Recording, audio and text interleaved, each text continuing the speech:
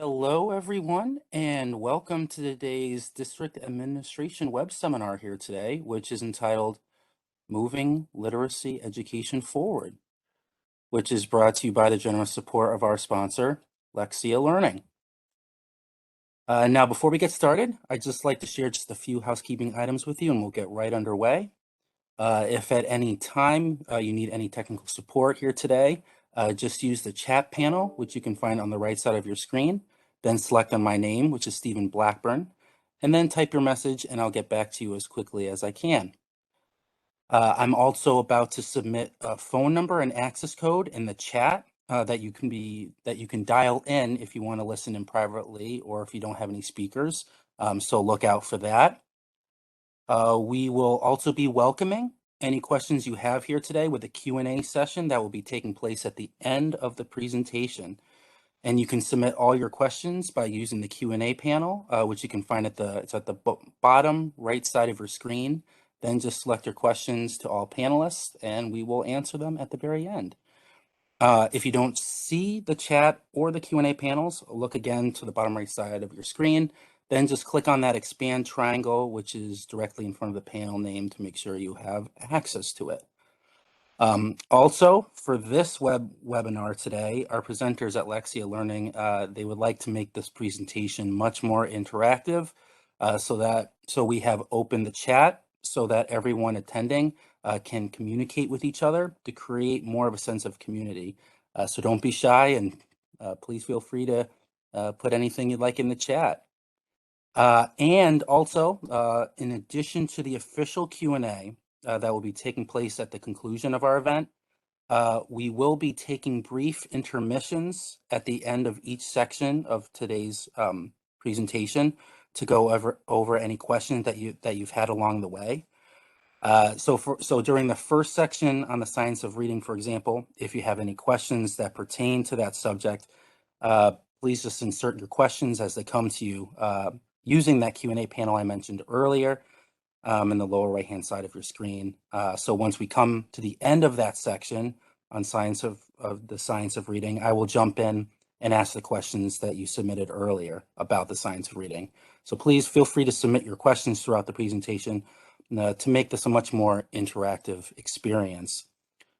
Also, finally, the last thing I'm going to say is that if you would like to access the web seminar at a later time, you'll be pleased to know that everyone who is registered, as well as who is attending here today, all of you will be receiving an email with a link to the slides as well as an archive recording. And now it is my pleasure to pass things off to our speakers, Brie Martin and Carrie Larkin, so they can introduce themselves and get this presentation started. Hi, Brie and Carrie. Nice to have you with us here today. Thank you so much for having us. So I'll go ahead and jump in and introduce myself. My name is Brittany Martin, and here at Lexia, I am the Education Department Relations Manager. That's quite a mouthful, but essentially what that means, or what that actually reflects, is Lexia's commitment to being a partner to state department leaders. And so prior to joining Lexia, I was with the Nevada Department of Education in our Office of Student and School Supports. And my primary role was around analyzing fiscal efficacy and the use of funding at our districts to identify ways that we could improve technical assistance, monitoring, providing guidance to districts, and enhance our access, student access to evidence-based interventions. But that isn't where I started in education. I was once a classroom teacher, a high school ELA teacher, and being in that classroom really sparked my passion, or just the charge that I feel we all have as educators to ensure equitable outcomes. And I would say that equity and literacy are inextricably connected for students. Without literacy, students really struggle to take advantage of all the opportunities afforded to them on their K-12 trajectory. And so this work has so much meaning, and I'm very, very honored to be here with you all today and talk about some ways that we think about dynamic learning environments and improving literacy outcomes.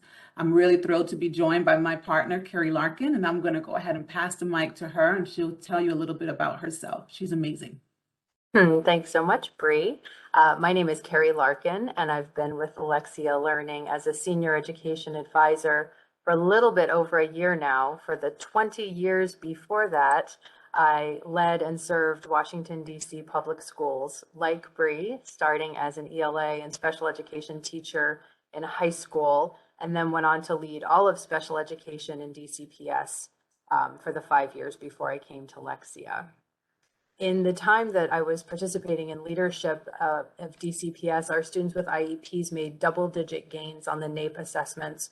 That took a team effort and students and teachers working really hard for years, and Lexia was a very meaningful part of that progress. It was so successful for our students with IEPs who were in self-contained programs that we built on that and moved it to students who had IEPs outside of self-contained programs, and then built it out further to ensure students that did not have IEPs still had the opportunity to benefit from this experience. And so I'm really pleased to be with you today, and like Brie, am passionately committed to the science of reading and to literacy as a human right, as an opportunity for equity, as an opportunity not only to read academic text and engage in rich literature, but to engage in your community and your environment.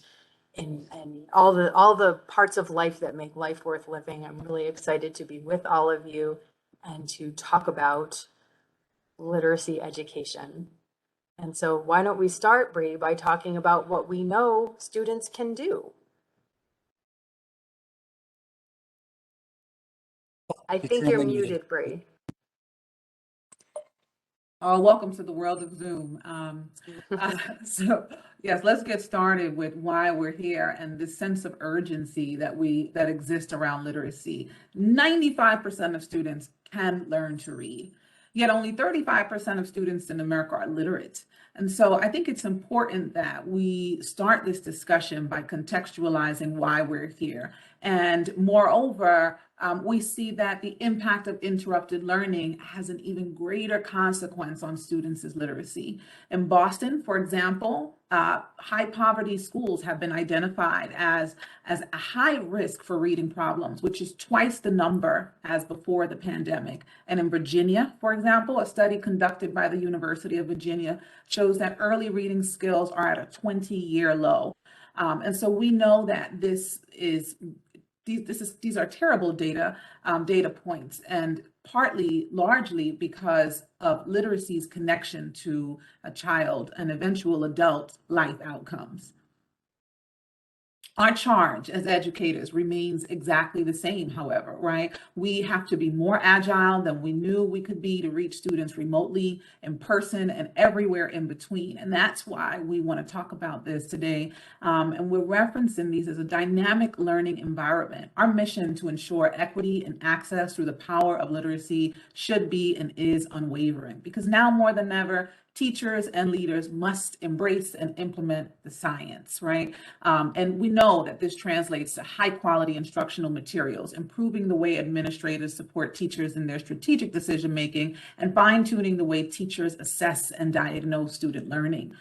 We at Lexia are huge champions of the science of reading, because we know that 70 to 80% of learning disabilities around reading are dyslexic, are for students who suffer with dyslexia, and there is a way to reach those students. Let's go ahead and pivot to our agenda so we can talk more about what we will discuss this afternoon. We want to talk about the science of reading and what it is, and not just what it is, but why it's so unique.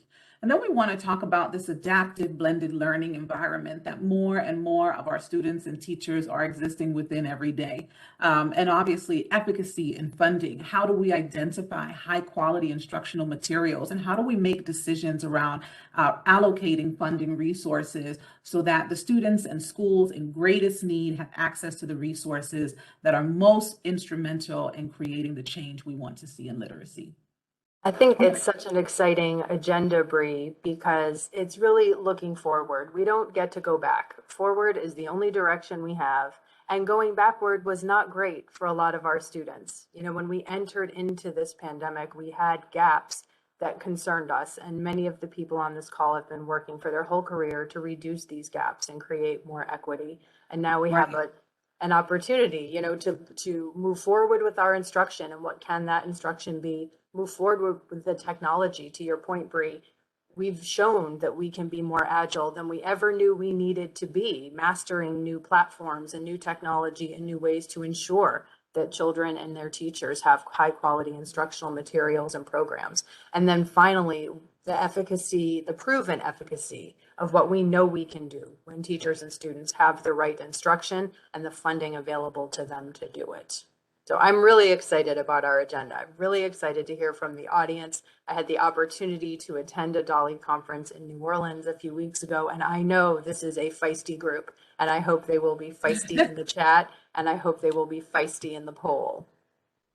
Right. We want Carrie and I, we want to make sure that this is a as conversational of an environment as possible, right? We know that we're living through the computer these days, but please feel free to engage through the chat feature. And right now, we want to kick that off with a poll.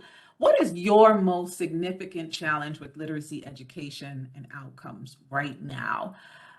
Is it A, instructional expertise and knowledge of the science, capacity to assess, diagnose, and support students with special needs? C, access to relevant performance data, access to high quality and evidence-based instructional materials, or is it all of the above? We actually added another option, which is other, but if you choose other, we ask that you specify in the chat what Which that other? other is.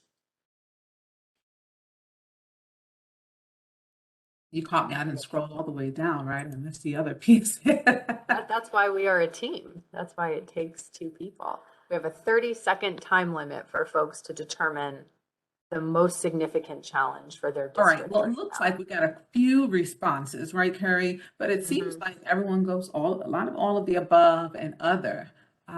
Is there something in the chat for the other? We'll give that person a chance here. Yeah, I don't see anything in the chat yet, but if you do want to, everyone, please feel free to input your answers in the chat. If you were to predict, Brie, what do you think our poll results are going to show is top of mind for our administrators today? It's interesting because I think it might be all of the above, right? But then there is other. One of the things that we don't have listed here is like home to school connection or Mhm. access to a print-rich environment, right? So there we definitely some other issues that are really important, or even access to funding, Mhm. right? Access to funding that's appropriate for serving their population. But yeah, I think my guess would have been E. Yeah, I concur. I would have predicted E, all of the above, because of how deeply entrenched these challenges are, and how if you don't have one, the others can really fall apart, and contribute to some of the other challenges that we face. Why don't we go ahead and start talking about the science of reading, Carrie? I think this is a really important topic right now, and not just because we're coming out of this period of interrupted learning, but also coming out of that period, we're seeing how much attention literacy is getting, the primacy that literacy is taking in conversations that are happening within the confines of where educators are, state departments, districts, but also legislators, right? And we're seeing the elected community really start talking about education and what they can do to address some of these chronic underperformance issues. And science of reading is just popping up in every single state. Why don't Sure. you tell us a little bit more about that? What do you think, Carrie? Yeah, let's talk a little bit about what the science of reading is and what the science of reading is not. Because when Yeah. we're talking about literacy and literacy instruction, there are a lot of dots that we can collect, and we want to connect them under the science of reading. So the science of reading is 5 decades of gold standard research across disciplines about how the brain learns to read, why some students struggle to read, and what instruction will mitigate that struggle.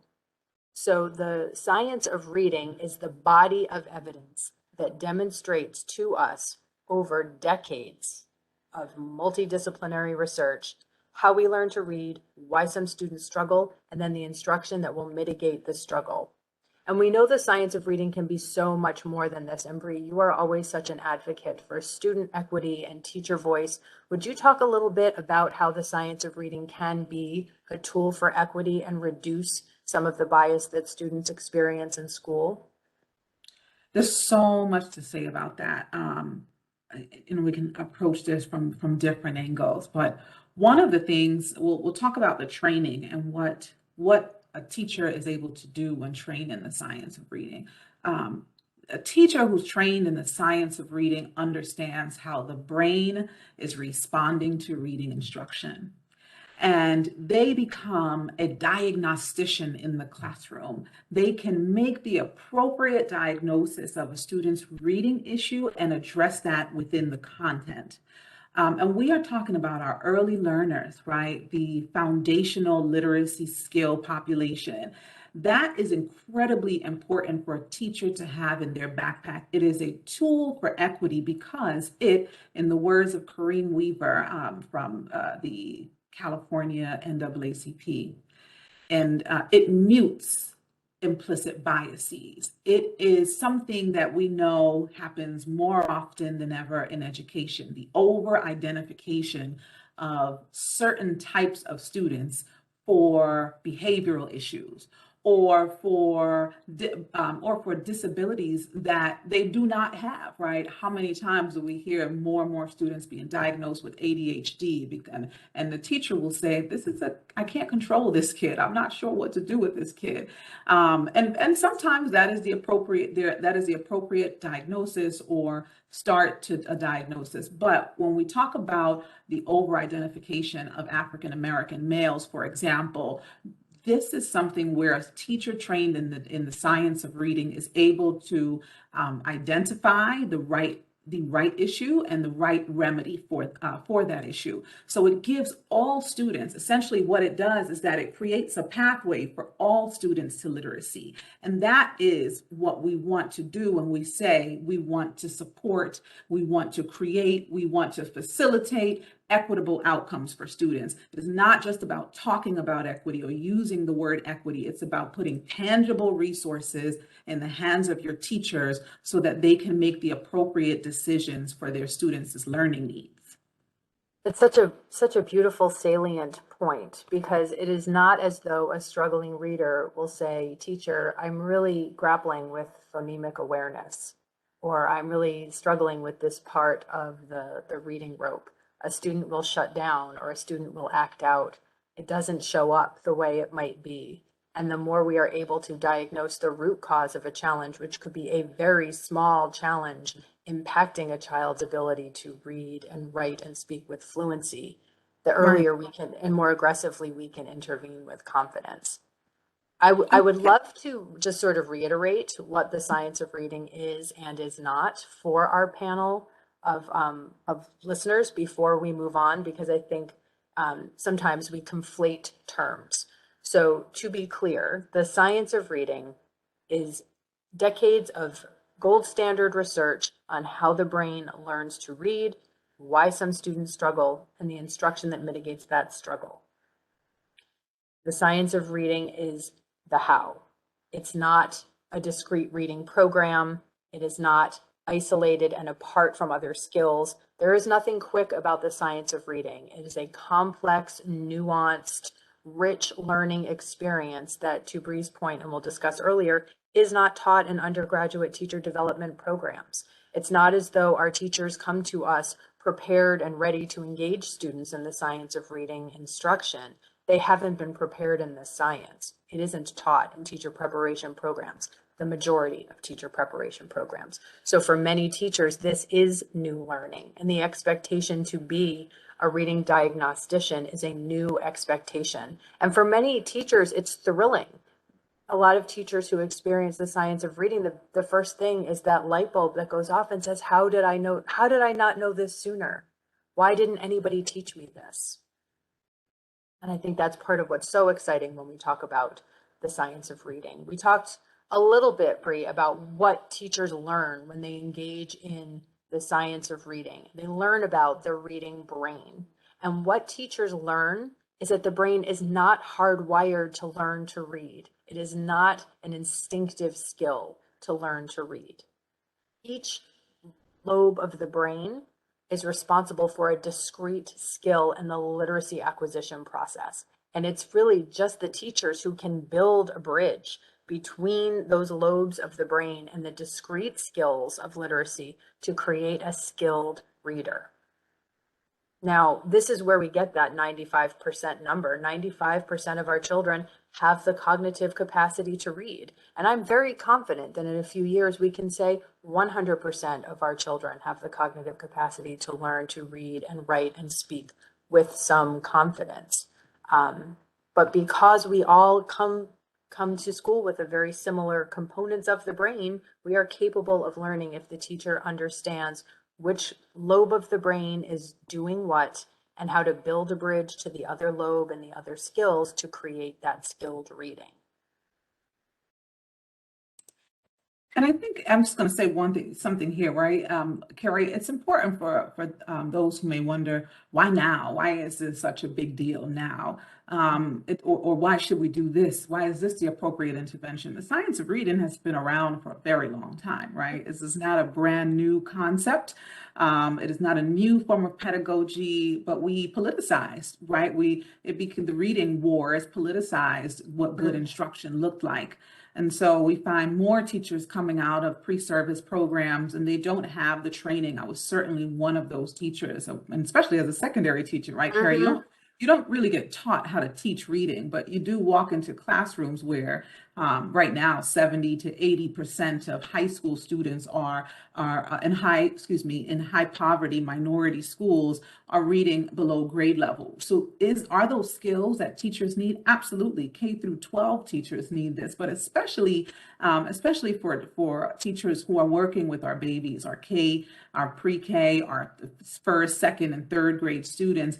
That's the time when the brain is taking form. And so Carrie used the term building the bridge. You are building concepts and you're building understanding for young children to be able to establish that strong foundation to be confident readers and writers in their secondary experience, right? Or the secondary part of their education. So it's hugely important. The other thing, I just want to point to something else here, right? We say 95% of students can read, right? But 70 to 80% of people with poor reading skills, they are dyslexic.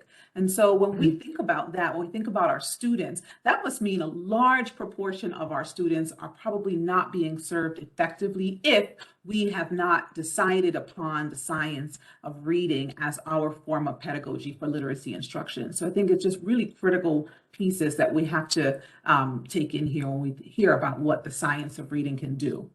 I think that's a really good segue into the next sort of section of our forward instruction, which is distinguishing structured literacy from the science of reading. Right. But I do just want to pause for a moment and say we have really focused the initial part of this conversation on teachers. And it's because we know that teachers are the critical factor in a child's success. We know that the teacher in the room is the most important person in that room, and that the teacher needs to be well prepared to engage in instruction that will reach every child. And how we teach children is as important as what we teach children. So the science of reading is the evidence that shows us how we learn to read and how instruction can mitigate struggles. The application of that science is known as structured literacy. And when we're talking about structured literacy, We're talking about the components, the discrete skills that need to be developed and built in tandem with one another in order to achieve skilled literacy, and the way that we teach those skills, because how we teach is just as important as what we teach. And in a structured literacy approach to the science of reading, we're talking about instruction that is explicit, systematic and cumulative, and diagnostic.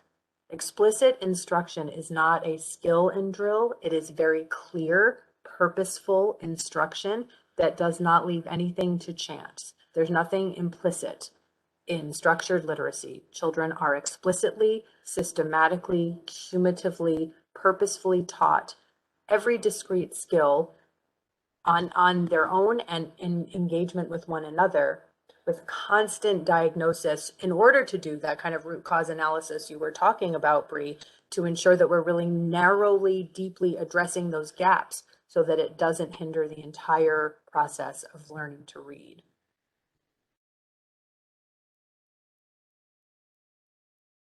I think some schools and districts are looking at what does this look like? How will I know if the instructional materials I already have are aligned to the science of reading, or they are aligned to the principles of structured literacy? So if Brie and I could leave you with a tip to help you look at your existing materials, or perhaps consider new investments, you always want to start with the scope and sequence of your reading instruction. So in Lexia's Core 5, you can see in the scope and sequence here, it has all the components, the discrete skills necessary to build literacy from the ground up in a way that is the instruction itself is explicit, systematic, cumulative, and diagnostic. One skill builds on the next. You continue to build where you are thriving, and if you are stuck on a skill, you receive more instruction, more practice, different practice. You don't get to leave a skill behind because all of those skills are interconnected. So I think this might be an interesting place to stop and see if we're hearing any questions or comments in the chat. Brie and I don't have access to the chat, but we know that our Dolly participants are active and inquisitive and would love to stop here if there are any questions or comments about forward instruction as we accelerate literacy achievement. Hi, so it looks like we have a quiet bunch here today. No comments in yet, but I'm sure that further along in the presentation, there'll be some questions for you guys to answer. Well, I'm sure that there will be, because when we start talking about forward technology, everyone is going to be excited because we get to talk about things like human and artificial intelligence and adaptive blended learning. And we have some really great analogies to make complex learning experiences a little more relatable and understandable. So Brie, why don't we continue our discussion on forward technology? That said, really quickly, one question did come in. They were wondering, there are considerations for the secondary level, especially EL and students far below the level. Yeah, I think that tends to be one of the greater concerns. Brie and I share that concern because the secondary students tend to struggle with the word recognition component of learning to read. We have a wonderful analogy, Scarborough's reading rope, that depicts the many skills inherent to becoming a skilled reader as the threads of a rope.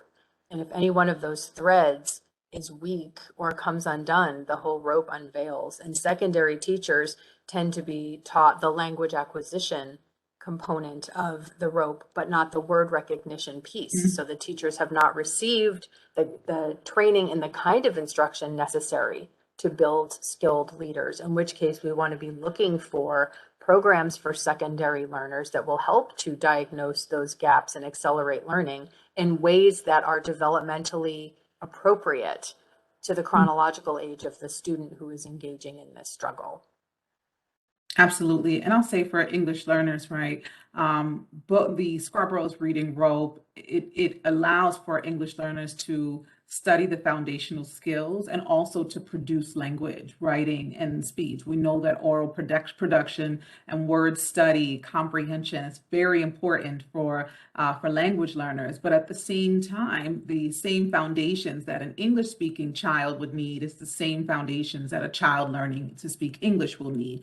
They also need to understand letter sounds, the speech to print aspect of learning how to read, how to blend those sounds. And we know that when the student masters the foundations, right, at the secondary level, what we are often looking for is fluency reading. And that breakdown in fluency often comes because there is a lack of foundational skill awareness. So for English learners, while we do want English learners to work and produce language and study words, we also want English learners to be able to learn how letter sounds come together and make words, how to pronounce those words, because we know the English language is incredibly complex, and some rules don't apply all the way through, but not in every circumstance.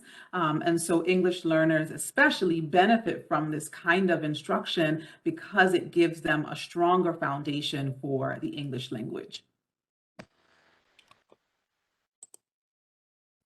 Let's talk about adaptive blended learning now. Let's talk about adaptive blended learning because it's interesting and fun. And if we have been nothing else in the last couple of years, it is adaptive. We have the tech and the tech skills after all of this remote and blended learning that we can provide really high quality structured literacy instruction anywhere. Let's talk about all the different ways that can look. Yeah, it's pretty interesting. I have so many friends with children now, and they tell me about the programs because they've watched their children at home engaged in various digital programs. And there are so many great programs out there. Of course, we believe in our product portfolio, but certainly what works best for children is what works best for the class in front of you. But the blended learning environment, the dynamic learning environment of today, more than ever has been Oh, Brie, I think we lost you for a minute there. Am I back? You are back. I apologize. Carrie, why don't you take this slide? Let me resolve these issues. Sure. Brie was getting ready to share that, the classroom experience has been redefined by technology. It can facilitate instruction, individualize learning with artificial intelligence, or both at the same time. It gives flexibility. It can support multiple implementation models. One of the most important elements is the digital learning component that provides teachers with relevant formative data and then students with appropriately scaffolded content in a safe space where they can practice at their own speed. To the concern for secondary learners, they are working independently. Nobody needs to know which skill they're on.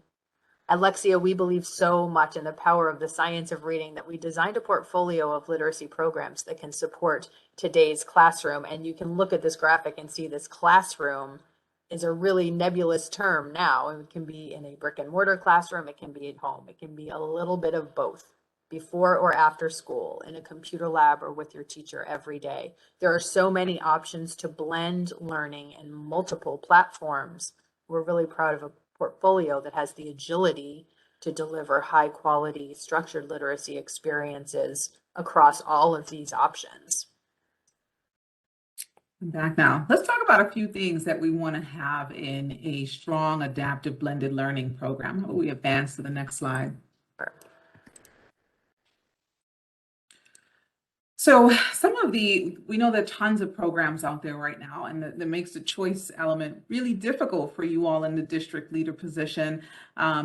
Evaluating programs is quite the task. So a couple of things that are really important to consider to ensure that we're creating a strong blended learning environment, rich in content and design. I remember students in a district here in Texas, and I went in to do a walkthrough, and they were telling me, Miss, I know how to make this work for me, right? They learned how to beat the system because there wasn't enough content. And so it would recycle content, and the kids caught on to that. So we want to make sure that our programs, the adaptive blended learning programs, have the right kind of content. And in our Lexia Power Up program, for example, is what we're depicting right now. You see the various strands: word study, grammar, comprehension. And so you have content for each of these areas, 180 placement profiles, which means that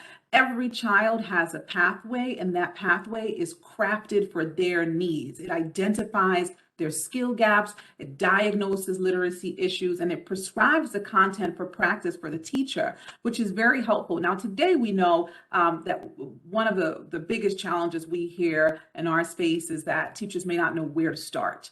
They don't know where to begin because the summative data that they have is a little dated at this point. And so they need more data to help them understand where they should start with their students today and tomorrow.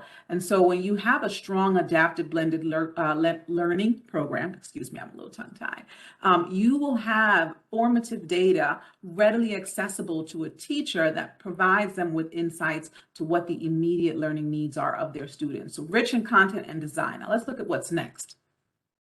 Before we go, I simply want to add, because I love this so much, this is talking about our Power Up program, which is for secondary students. And what you see in the faces of these children is an individualized pathway across the 3 strands of learning that align to the science of reading.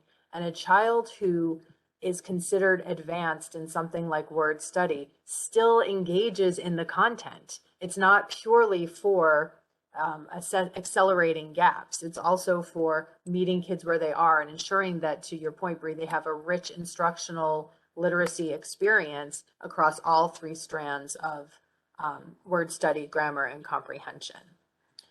With adaptive blended learning and assistive instructional technology, we can really narrowly diagnose those needs and then personalize the pathways. The artificial intelligence is always feeding the teacher who uses her human intelligence to engage students in the lesson. It's a really dynamic environment. We also want support for multilingual learners. Now, I'll tell you what you're seeing on the screen right now is Lexia English. But you want to make sure no matter which program you select that there is support for multilingual learners.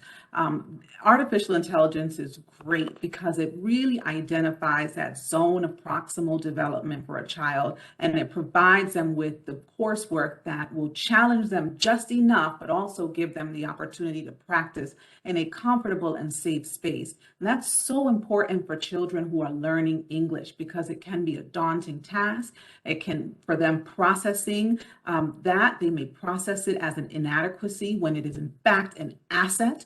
And so you want a program that helps to elevate the multilingual learners in your classroom, in your school district. Lexia English is our new and fantastic program. It is an adaptive blended learning program. And what I love so much about Lexia English is that it doesn't only support the building of the English language, but it supports building the academic language across subject areas like math, science, social studies. And so students who are engaged in an adaptive blended learning program like Lexia English, a high quality instructional program, they are using something that integrates speaking, listening, grammar, and academic conversations to learn and build the English language. So that's a very important element that we should have in our programs.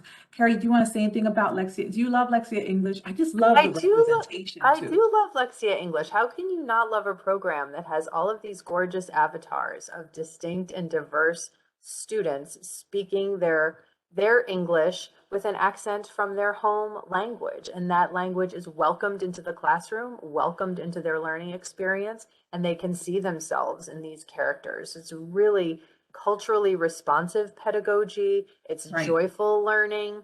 And yeah, I just fall in love with the characters every time I see them. And it's, of course, like our other programs, aligned to the standards, these being the WIDA standards, but students are always doing work that is aligned to Common Core or state standards. Fantastic, fantastic.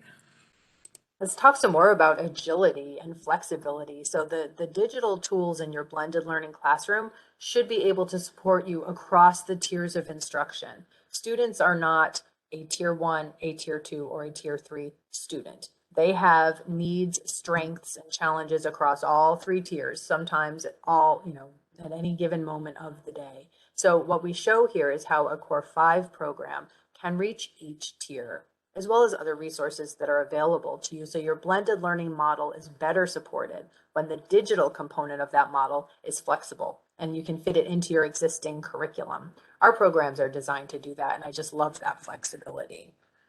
What would you add to this, Brie? I know you were really adamant that we be able to demonstrate how flexible and appropriate the products are Well, across the tiers. Well, of course, because right now, I think you did a really good job encapsulating what my views. But I think just to put a pin on it, teachers need the right kind of data. They're inundated with data and data and data and more and more and more content, and being able to pinpoint the right data, so you can make the right kinds of instructional decisions. That is what is time efficient, right? That is what saves time and gives teachers more time to plan or more time to spend with their students. And so when we say comprehensive instructional support, we are starting from the standpoint of what it means to be a teacher, what comprehensive looks like for a teacher, and also considering, well, what are the needs, the unique needs that a teacher has to meet in the classroom? How do we design our tools to embed those resources and make those easily accessible for teachers? So this is a fantastic slide to show how we address all tiers of instruction. But the key here is it's addressing all tiers of instruction in a time-effective and substantive way. Yeah, I think that's such a wonderful point because we hear concerns about screen time. We hear teachers, we hear principals concerned that kids have spent so much time on screen and they're a little bit concerned about continuing to rely on screen time. And what we would always say is it needs to be purposeful engagement with this adaptive blended learning. We can all agree we don't want children just sitting in front of screens all day. We need them engaged in rich instructional materials.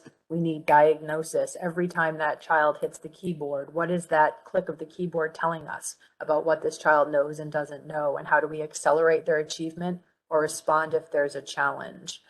So I think that purposeful use of technology and leveraging that technology as the artificial intelligence contributing to the human intelligence that leads to skilled reading is an important point. And I know something that districts and states are really grappling with right now, this sort of resistance to technology after having to rely on it for so much over the year.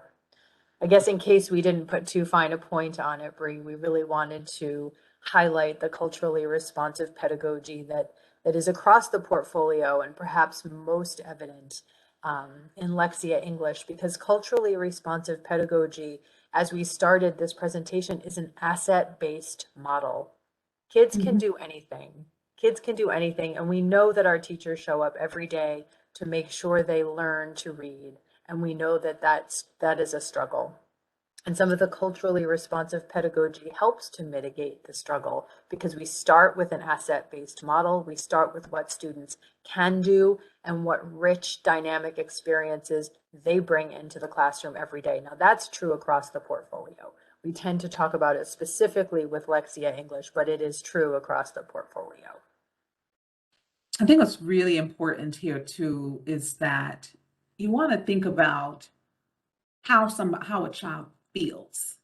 When we talk about literacy, but research tells us that there's an interconnectedness or interdependence, so to speak, between literacy and social emotional wellness. Children will not learn until they feel safe and they feel comfortable in that learning environment. And there's something about being able to see yourself reflected in content that makes you feel good. And we want children to have that feeling. I want all children to know that they are inherently scientific, mathematical, artistic, right, athletic. And for students from diverse populations, students of color, these students really benefit from seeing themselves in the content.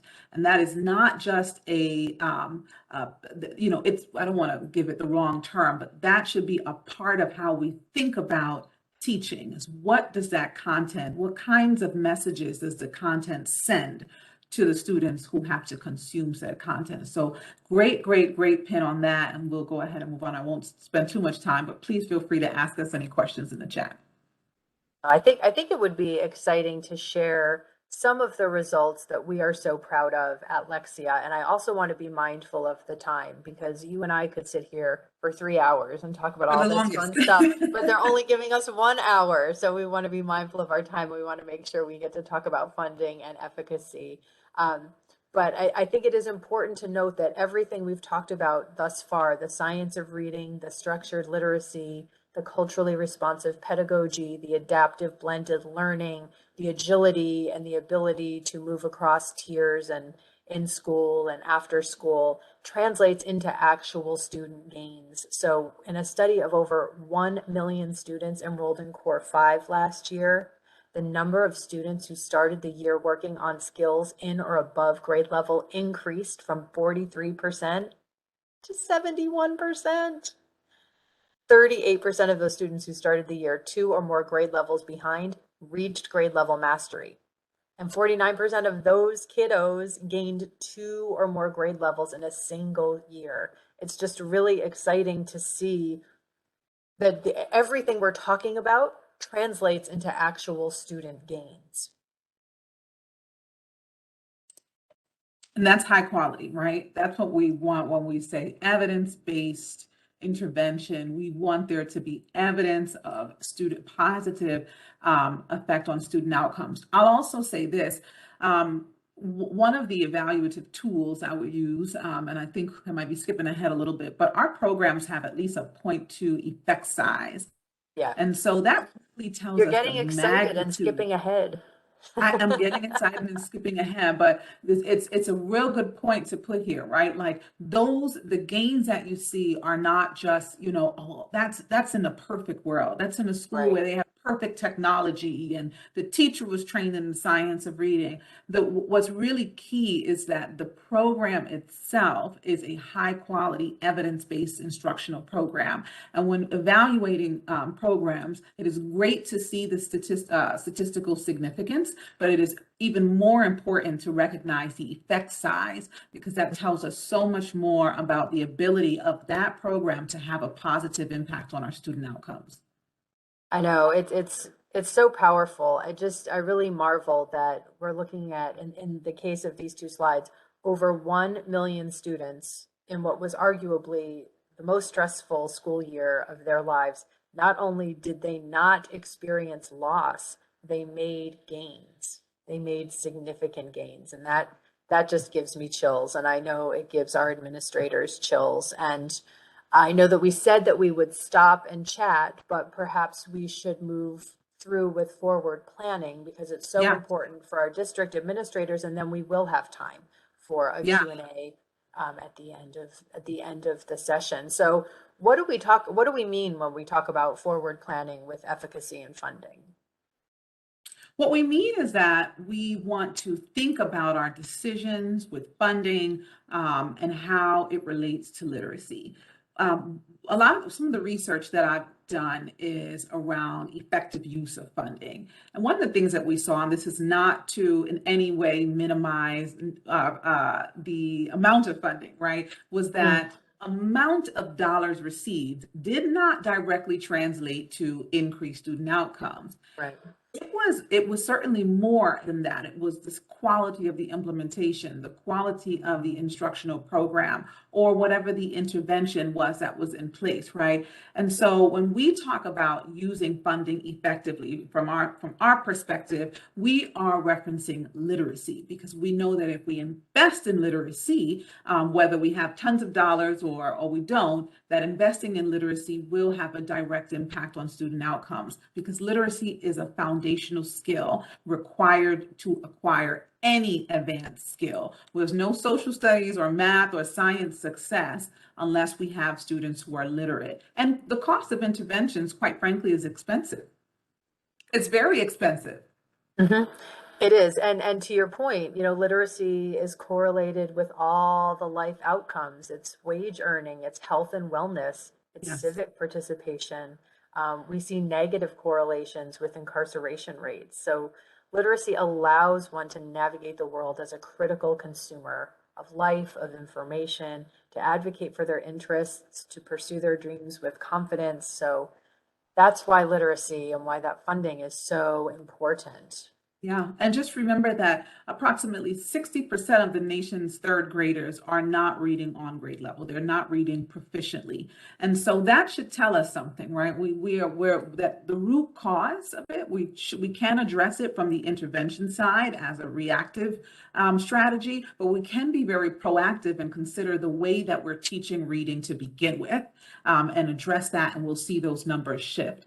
Now, let's talk about making those investments, and especially for Title I schools.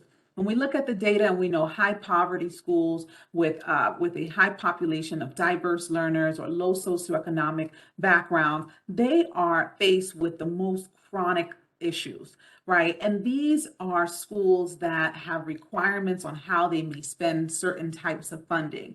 A lot of funding for interventions, it comes from Title I, right? And so when we think about Title I schools and using dollars more effectively, the science of reading helps to raise the standard, not on instruction, but it also helps to improve outcomes. And that is an express goal for Title I schools. So we want to think about that. Title I, little a, funding requires ESSA evidence 1 or 2. You can raise the bar on that by saying, you know what, we're also going to require an effect size. You must select things that are from that meet ESSA evidence levels 1 and 2, and your programs must have been vetted and demonstrate an effect on students that is substantial. That's one of the ways that we can be sure we're leveraging our funding to the best ability for the students in greatest need. Do you want to say anything else here, Carrie? I just wanted to love your connection to literacy needs in Title I schools, because I think back to that 95% of our children are completely capable of learning to read. And some of the outcomes that we see in Title I schools have nothing to do with the child's capacity to learn. They have nothing to do with the teacher's capacity to teach. It is the barriers in between that child and the instruction, barriers that were not placed by the child or their parents. They are systemic.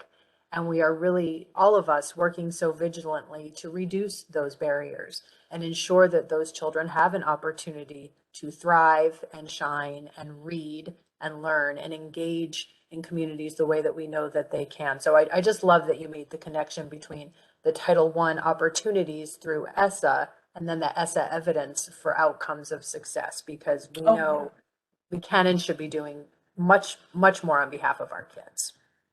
And you made a really good point. It's not, we don't want to over index on if you solve literacy and you have an adapted blended learning environment, then you have educational equity. That isn't what it is, right? But Carrie said it best. We want to reduce the barriers, because we know that the students that we're talking about, the students who are chronically at risk, these are our students in our Title I bubble and our special education bubble. And those students require us to step up to the plate, take a look at our practices and say, you know what, if this isn't working, we have to try something differently. Again, the science of reading is not a curriculum. It is not it is not a resource. It is a way you train teachers to teach reading. And so I like to think about that as a gift that keeps on giving. That is an investment that when you make that investment in teachers, it is an investment for generations to come. Absolutely is. And it is an investment that evidences itself in outside measures of literacy performance and literacy outcomes. It's one thing to achieve the prescription in an intervention or complete a course of study in an intervention, but do those results translate and transfer to high stakes assessment?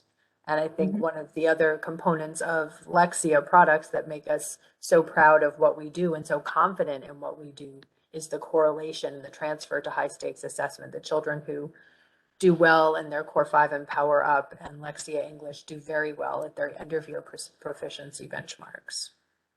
And these are great. This is exceptional data. When you see 80% and 90% of students hitting their target, you definitely know that you have a strong program. And again, we want everyone to have students using Lexia programs, but we recognize that that may not be the reality. So what is the best way to address your literacy issues and let's go to our next slide, our key takeaways here.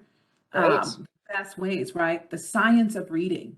The science of reading helps teachers to be diagnosticians and target literacy development appropriately for each child.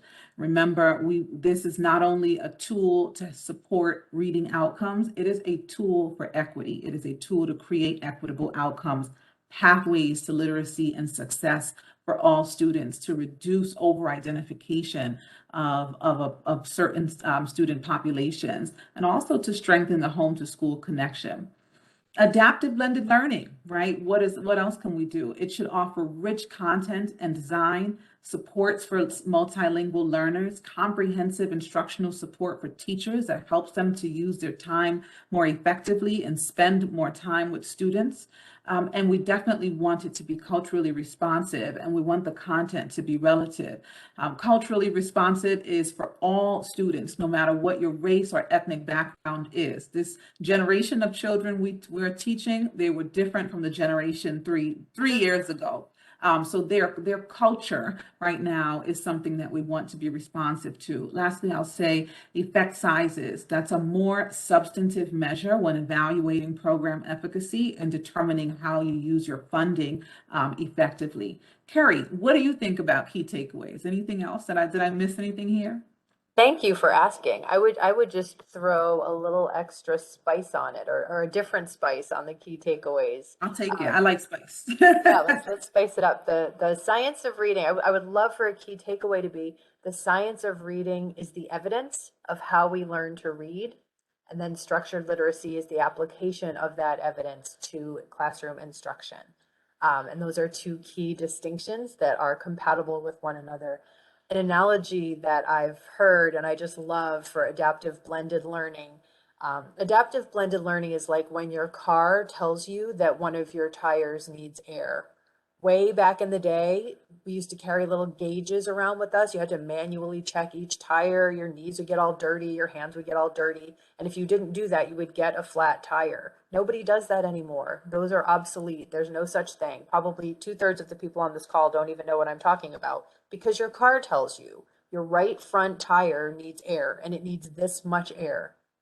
And that conversation between the technology and the person allows the car to be safer, to travel farther. You don't have those big dramatic gaps in your day because you have a flat tire. That's the adaptive blended learning model. It's the artificial intelligence talking to the human intelligence. The teacher remains at the center of the student's experience and the most important center there. But a purposeful adaptive blended learning is game changing.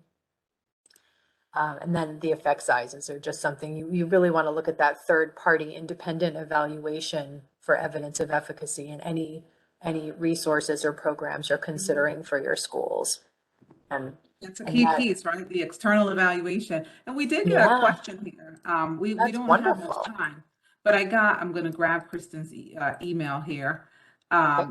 So we got a question here about the data, right? And so about power update and how did we get such high effect sizes? I think one, the design of the study, right? So Mhm. we have to make sure that the study is designed in such a way that we understand the magnitude of the impact on various student populations. And so my ticker is ticking, so I I might talk know. very fast, I right? would love But to Kristen, follow up on that question and I maybe do talk too. a little bit more about Power Up and about the adaptive blended learning, the assessment without testing, the the appropriate instruction for a child's chronological age and their skill gaps, really narrowly targeting those gaps so that we can accelerate performance.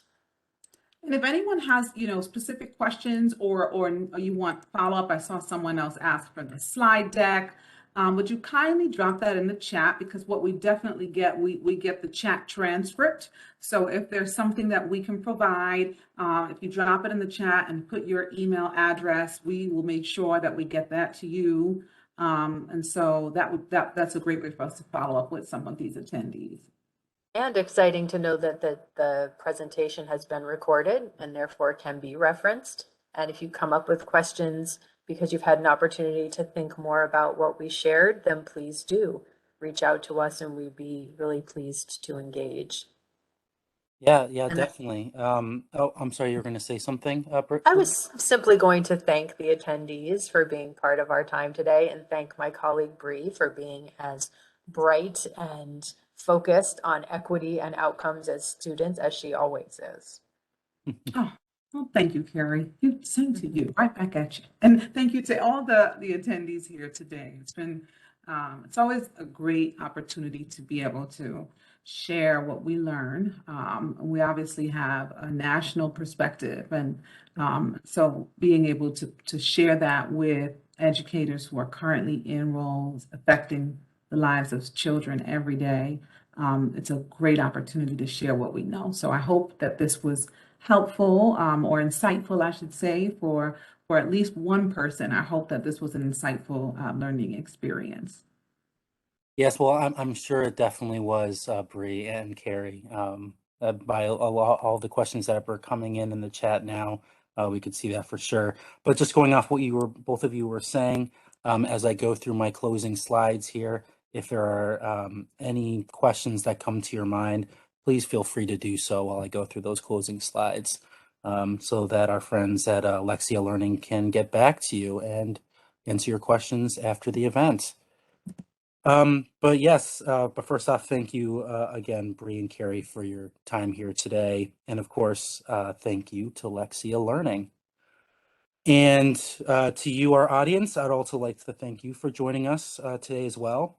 For those of you who particularly enjoyed what you saw here today, there are many more upcoming web seminars like this one that are provided by us at District Administration, which is the leader in editorial coverage of news as well as trends, and as well as current issues in K through 12.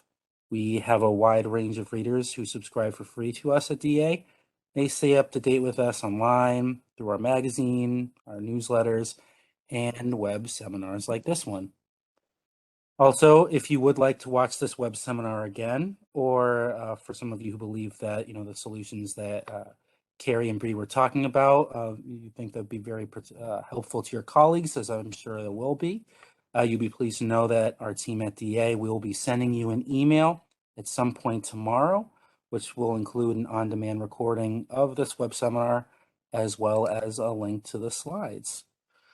So with that, on behalf of DA, this is Stephen Blackburn. Thanks, everyone. Take care, be well, and stay safe, everyone. Thank you very much.